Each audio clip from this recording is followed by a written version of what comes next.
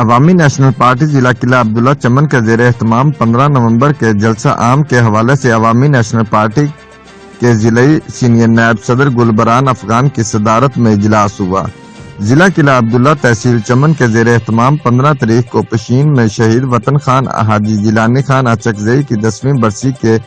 جلسہ عام میں شرکت کرنے اور برسی کی تیاریوں کو حتمی شکل دینے کے حوالے سے مرکزی و صوبائی کونسل ممبرز، ضلعی اراکین تحصیل کابینٹ ممبرز، پشتون ایس ایف و این وائی اور پارٹی کے سینئر اراکین کا ایک اہم اجلاس بادشاہ خان مرکز چمن میں زیر صدارت ضلعی سینئر نائب صدر گلبران افغان منعقد ہوا۔ اجلاس کی مہمان خاص مرکزی committee member Amjad Khan advocate تھے۔